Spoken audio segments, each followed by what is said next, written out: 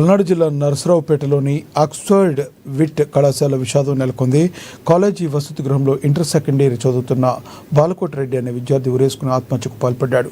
మృతుడు ప్రకాశం జిల్లా ఏల్చూరు గ్రామానికి చెందిన వ్యక్తిగా గుర్తించారు. అయితే బాలకోటి రెడ్డి మృతిపై తల్లిదండ్రులు అనుమానాలు వ్యక్తం చేస్తున్నారు. కాలేజీలో ఇతర విద్యార్థులతో జరిగే ఘర్షణే తన కుమారుడి మృతికి కారణమని తల్లి హైమావతి ఆరోపిస్తున్నారు. గతంలో అతనికి హెర్నియా ఆపరేషన్ కూడా జరిగిందని, ఆ బాధతో పాటు కాలేజీలో వేధింపులున్నాయా అన్న కోణంలో పోలీసులు దర్యాప్తు చేస్తున్నారు. మృతదేహాన్ని పోస్టుమార్టం నిమిత్తం ఏరియా ఆసుపత్రికి తరలించారు. ఏల్చూరు, నా పేరు హైమావతి.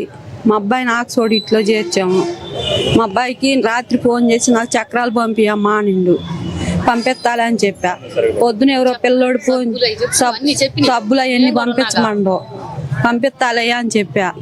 పంపిస్తానన్న తర్వాత ఎవరో పొద్దున ఒక అబ్బాయి ఫోన్ చేసి మీ అబ్బాయి బాగలేదు రా అనిండు. మా అబ్బాయిని పంపిస్తానని చెప్పా. మళ్ళీ నేను మేడంకి ఫోన్ చేశా. మేడంకి ఫోన్ చేస్తే మేడం అనింది నేను పైకి పోయి చూసి వస్తాను, ఫోన్ చేపిస్తాననింది. ఫోన్ చేపిస్తానన్నది ఇంక ఫోన్ చేపిలేదు. మళ్ళీ నేను ఒక అరగంట ఉన్న తర్వాత మళ్ళీ చేశా. మళ్ళీ చేస్తే పైకి చెల్లిచ్చి పంపిస్తానమ్మా మళ్ళీ చేస్తానని పెట్టేసింది. ఇంకా పెట్టేశాక ఇంకా ఏమీ లేకపోతే నేనే మళ్ళీ 3 సార్లు చేశా. 4వ చేసి మీ అబ్బాయి బాగలేదు హాస్పిటల్ తీసుకుపోయారు రా అనింది. మేడం అనింది. రాత్రి సబ్బులు 200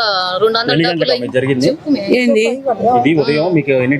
నాకు 9:10 అయింది. మొత్తం